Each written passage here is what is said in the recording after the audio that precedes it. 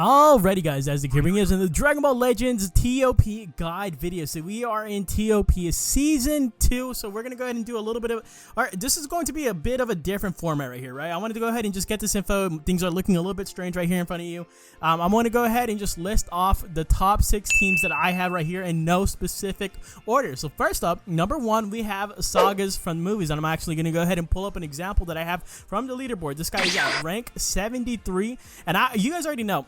I'm going to be real honest with you guys. I already tell you guys throughout all of these videos, what you want to do is you kind of just look at tier 1 characters and you look at whatever tag it looks the strongest to you, right? So right here, you can see that I have it filtered out to buy the sagas from the movies characters, and you know, you have a lot of options here right here. You can, especially from the example right here, I think Bojack is one of the carries. I always talk about how good Bojack is, right? He's able to get that guaranteed blue card, I think it is, on the second turn. So right here, yep, a plus 100% to own special move gauge on the start of the second turn, which is absolutely massive. Then you have Gohan, who's also an incredible huge asset, right? I'm not going to go into too deep onto everyone's kit, so we can go ahead and just get this moving along, but you can go ahead and feel free to go ahead and look at what characters best suit your sagas from the movies team if you do have a really good sagas from the movies team.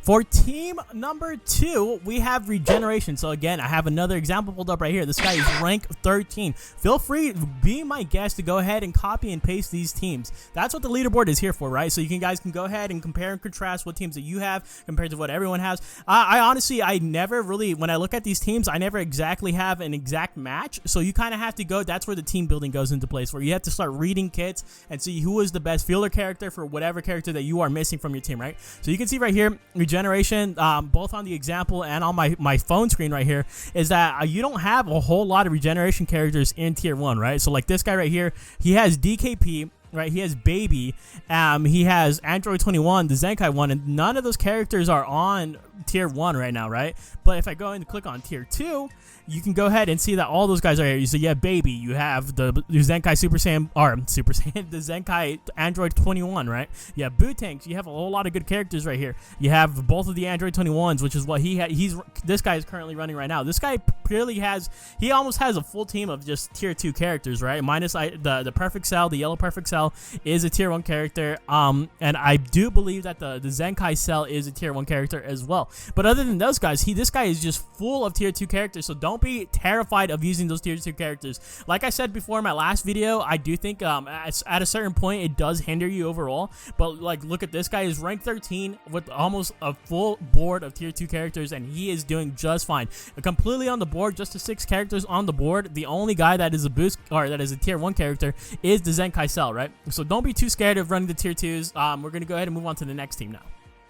Alrighty, for the next team that we have right here is Saiyan. So I don't think Saiyans is ever going to go out of fashion. I want to actually talk about 2 new additions that we have into Saiyan. Well, not new addition, not 2 of them, just one of them is what I really meant to say here.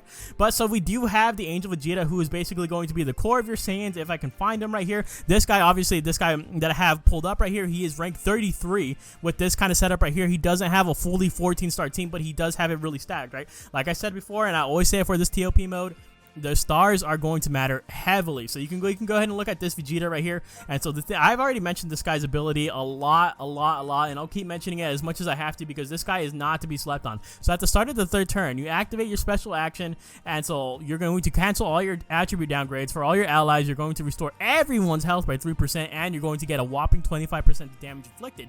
That's a ton of buffs. That's a ton of stuff you can be doing with this Vegeta. If you guys are running Saiyans without this guy, like, you are at a massive disadvantage that such a disadvantage that you might want to consider just changing teams overall, unless you have a full set of Saiyans that can constantly heal themselves, right? Because this Vegeta is almost absolutely necessary. So the new addition that I wanted to go ahead and talk about for Saiyans is this guy right here. He's actually very good for TOP, and so we can go ahead and check out what he does. For his base Z ability, you get a base strike defense, which isn't the best thing, right? You do want to generally go for the double buffs and stuff like that, but that's okay. He makes up for it with his kit. So at the end of the turn, if there are 3 or more self or other allies remaining, you're going to get a 25% to damage inflicted, 50% to key recovery, and 20% to your special move gauge. So you're constantly going to be upping that gauge, right? 20% flat rate to your gauge is always massive. And on a special move, especially this right here, every single time this guy gets a blue card, you're going to inflict your enemy with a can't attack for 1 turn. So you're going to almost stun lock your enemy team as long as you are getting those blue cards off, right? And so at the start of turn, you're going to get a 30% to damage inflicted and a 30% to damage reduction. So that's actually massive, right? Because you're basically, if you have damage reduction and self-sustain, all those abilities, those are massive here. And then obviously, you have a whole lot of other options right here. You have the ROC cooler. This guy that I have in the example right here, he's actually going ahead. He's using the Zenkai Super Saiyan 3s, both of which are actually tier 2, I do believe. We can actually go ahead and fact check that real quick. So yeah, so one Super Saiyan 3 and then the other Super Saiyan 3 is right there. So again, like I said, you don't have to absolutely be terrified of bringing in these tier 2 characters at some points in time, right? Because sometimes it's going to be better off just to go ahead and bring a couple highly starred up tier 2 characters rather than a tier 1 character that you have sitting like at 1 star, 2 stars, someone that's really going to hold you back, right? Another person that we can go ahead and talk about in tier 1 is the purple Super Saiyan Vegeta from the movies, right? I think he's absolutely god tier for this game mode. I only have him at 2 stars, so I don't think he'd be that great for me, but if you guys do have him at higher stars, go ahead, be my guest, run him. If I display his maximum stats right here, look at his Z ability. At 6 stars, he's getting like probably like 30% to Saiyan's base strike and blast defense. That's really good. And then you have all this stuff right here too. So after receiving an attack, he's going to restore his health by 7%. That activates 2 times, and he also has damage reduction. This guy is probably a must bring. Unfortunately, the guy that I have in the example above, or right here, wherever it is on the screen, he does not have this guy ran on his team, but I'm pretty sure it would be a lot better if he was running him, right? He is a tier 1 character, so that's going to help his score overall as well.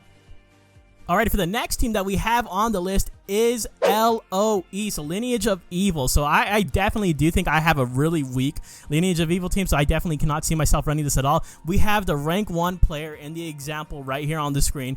He is running a really stacked LOE team, so you can see he has like 14 stars out the wazoo right here. But not only this, I don't think you absolutely need 14 stars for this team, but I do think you need some of the Zenkais. You do need a lot of good stuff like that, right? Because I've seen other people on the leaderboards following this guy's example and kind of using the best version of LOE that they possibly can. So we'll go ahead and talk about why this team works real quick. So I think this guy is like one of the main MVPs of LOE right here, right? Because this guy, he's able to go ahead, he has damage reduction 25%, and then this right here is what really puts the icing on top right here. After receiving a blast arts, you're going to activate a special action, and you're going to guarantee yourself a special move after said special action. So as long as you're going to get hit by a blast card, which is guaranteed 100% of the time, if he gets hit by a blast card, you're getting a blue card. That's pretty much just the gist of it. That's why this guy is so good. I think he is a must run on this.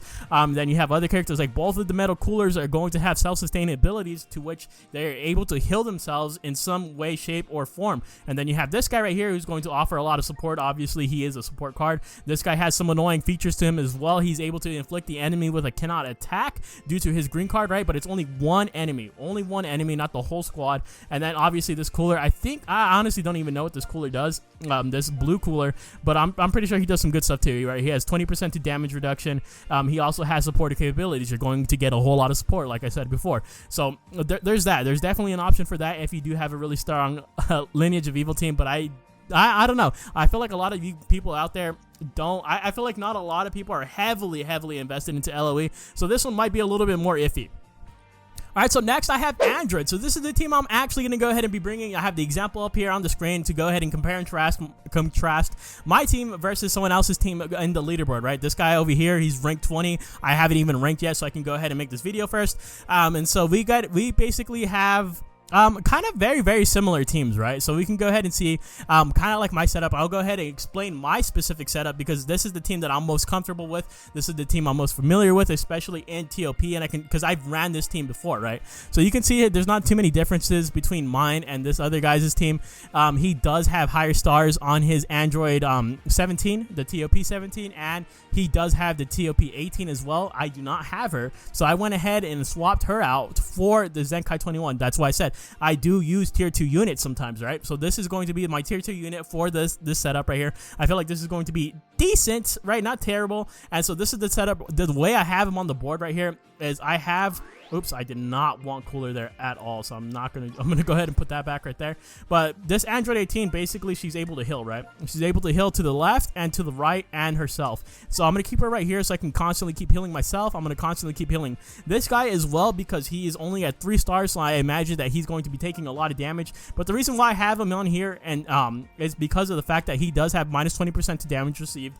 That cannot be canceled, right? That's going to be from the start of the battle to the end of battle. That cannot be canceled. And then at the start of the 3rd turn, he's going to get a 50% to special move gauge. So every 2 matches, you're going to be getting guaranteed blue cards. That's one of the biggest reasons that I went ahead and swapped him on here instead of having someone like this guy on there. Because this guy, he does have damage reduction and he's able to heal. But his damage reduction is only for 1 turn. And then at the end of the turn, he kind of makes up for it by restoring health by 2%. But I feel like it's going to even out this way. He's going to be a more updated unit. He's going to be able to do more damage, right?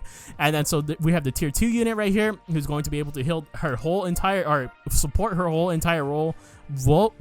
I said that weird. Her whole entire row and the block in front of her as well, right? So we're going to be getting the special move, 15% to special move gauge for Android, key recovery, and then I think she's also going to be buffing girls for 1 turn, right?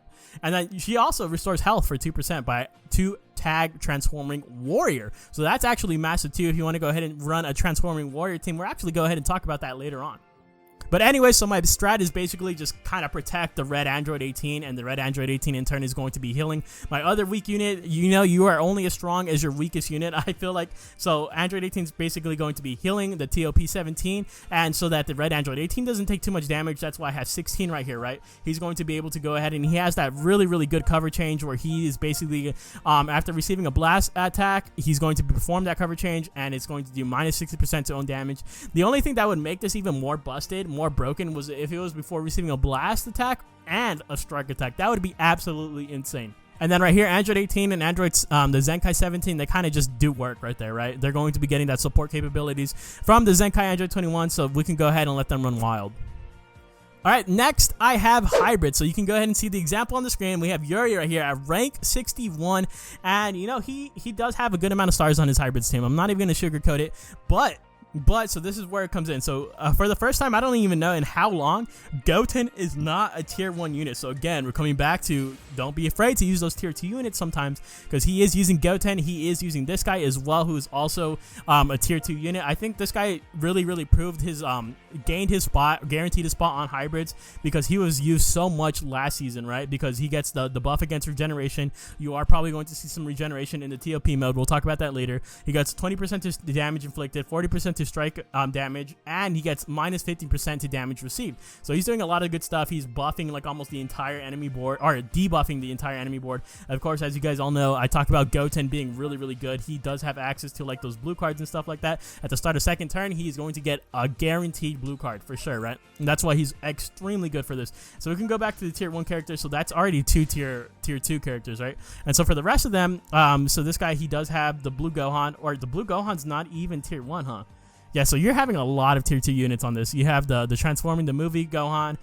You have the Trunks, who's also tier 2. Wow, this guy actually has a lot of tier 2 units. I'm not gonna lie. And then the Gotenks as well. Gotenks is also tier 2. So this is something that you definitely do have to consider, right? This is definitely going to be hurting your score, but obviously this guy is in S League. He's rank 61. He's still doing fine for himself, right? Obviously, it's going to be better if he does have the tier 1 characters, but only if they're viable. Only if they're viable. Only if you have a lot of stars. Only if you have a good team. This is why people tell you, if you don't have a perfect tier 1 team, but you have a really strong tier 2 team, then you might as well just go ahead and make the best of both worlds, right? Instead of just going ahead and just suffering with just a full tier 1 team. All right, for our honorable mention, we have a girls team. So I don't know. I doubt that we're going to go ahead and see a lot of this team in the leaderboards, but I don't doubt that we won't see them at all, right? So we have 2 examples up here that I found. I found someone in S League at rank 132, and I found someone in the Z League at rank number 3, running kind of like, so we have the rank 3 player. He's running a strictly girls team, right? And then you have over here the rank 132 player. He kind of has a mixture of girls, and he just has ToP 17 or thrown on there as well, right? And so the reason for this is so Android 21. We're going to go back to Android 21. We have her right here, right? She is tier 2, but her ability to go ahead, this is why they're being run like this.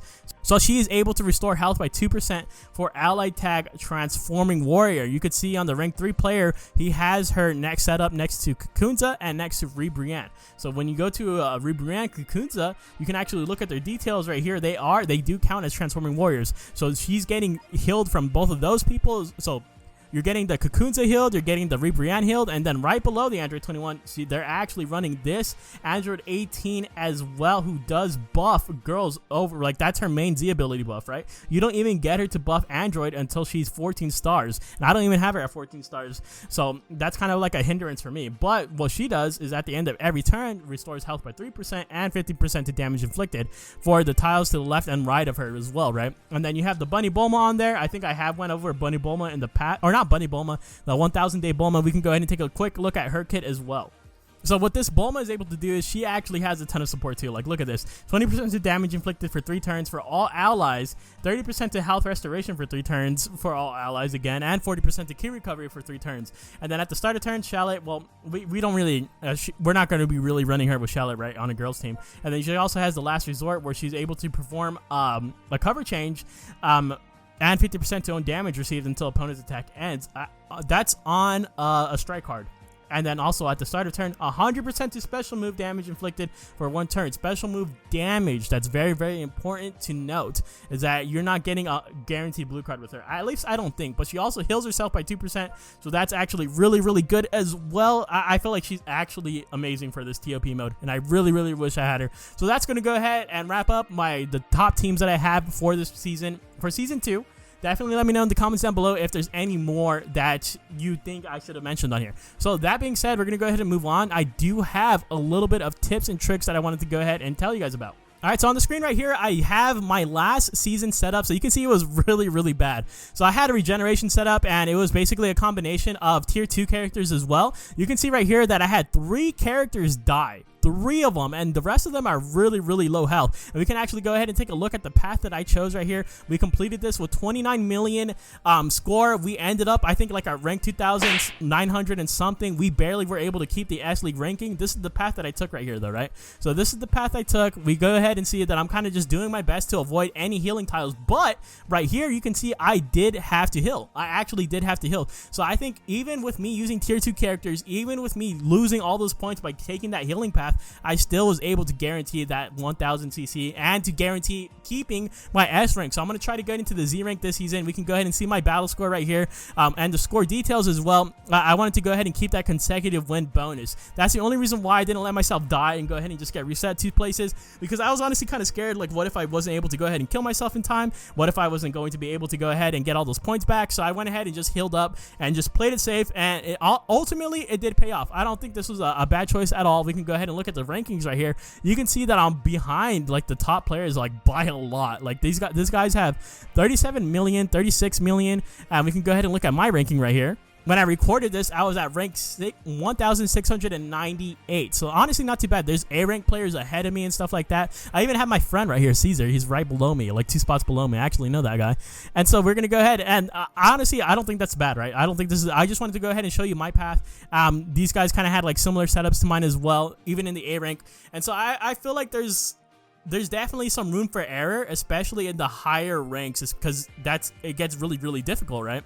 All right, so that being said, we're going to go ahead and take you guys to the last bit of the video. So you want to go ahead and plan out your route and plan out your teams accordingly. So it looks like from what I've seen right here, when I look at the 5/5 stages, the hardest stages, we are getting a whole lot of universal survival themed characters. So you have a lot of Vados, a lot of the God Key characters. You got Champa right here, you have the Super Saiyan Blues and stuff like that. And that's what I kind of like to do before I start these, is I kind of like to see what is going on right here. So right here you have Bergamo, you have Rival Universe, Vados, Jiren, all that good stuff. What about right here? Jiren, you're getting Rose, you're getting UI Goku. And so I wanted to go ahead and talk about some of the... You're going to see this team a lot, basically, right? Is these the Rival Universe team and stuff like that. So I want to go ahead and talk about some of the people that you have to watch out for. So the first one starting off is UI Goku. He does have that auto dodge. So the first blast attack, the first strike attack, he's going to be able to dodge it, right? That's just plain and simple. That's something you just go ahead and keep in the back of your mind, unless you're able to snipe him with a blue card. Like, for example, if you have Goten and you time it perfectly to where at the start of the second turn, you know you're going to be targeting the UI Goku, and you attack him with Goten, and you get that guaranteed blue off, you might be able to snipe him. Like, stuff like that you have to consider, right? And Bergamo, also another extremely annoying unit. Unless you hit him with a blue card, he's going to be able to do the same thing that UI Goku does. He's going to be able to nullify the attack, whether it be a strike card, whether it be a blast card, and he's going to be giving himself buffs because of that. So another very annoying unit that, unless you have a blue card to snipe him with, like Bootanks, that's usually who I used to deal with him, right? Was Bootanks. And then you have Jiren. You're going to see Jiren a lot, but he's not like, I'm not saying don't underestimate him, but he is going to be healing and stuff like that. I think he does have a cover rescue. So definitely keep that in mind. It can be very, very annoying. And then Vados. Vados is someone that you want to go ahead because she gives massive buffs. Don't worry, she does not heal her allies, but she is able to give a ton of buffs. There's even stages that have what's it called on it? Like, I think the rose, yeah, right here. This one has rose on it. He also has a cover change, so that's something to keep in mind as well. It's very, very annoying. You're going against like these annoying teams, right? And then I think we did see one team right here with Topo on it. I want to go back to that. All right, so like right here, this guy has Topo on it, so this is someone else to go ahead and keep in mind. Topo, he aggroes all the attacks for the first turn. So all your attacks, no matter who you choose at the beginning of this fight, Topo is going to tank, or he's going to eat all of those first hits, whether they be blue cards, ultimates, whatever. If you have an all red setup and you're like, let me take out Champa first, that's not going to happen. You're going to be hitting Topo first. That's just how it is. That's how his kit works. So that's where you go ahead and you do the color counters and stuff like that. Again, this is the path choosing and stuff. Make sure when you're making your team, don't be afraid of the tier 2 units. Don't be afraid, like sometimes your units will die. It really do be like that sometimes. I've proven with my gameplay that I still was able to make it to the end. I still was able to go ahead and keep the S rank. And then on top of that, I was even able to use a healing tile. So if worst comes to worst, you guys absolutely need to use a healing tile. You guys might want to absolutely use a reform team space. Maybe just give yourself one, but just keep in mind that they do have repercussions, right? That is going to hurt your score overall. That being said, I think we're going to go ahead and hop on out of here. I think that's all I have to say for this season 2. I think I have learned a lot. Hopefully, you know, I am able to go ahead and build up to Z rank because I didn't move anywhere this season. And hopefully you guys are able to move up as well. So that being said, if you guys enjoyed the content, definitely let me know by leaving a like, a comment, or maybe even consider hitting that subscribe button. I'll see you guys in the next one. Later!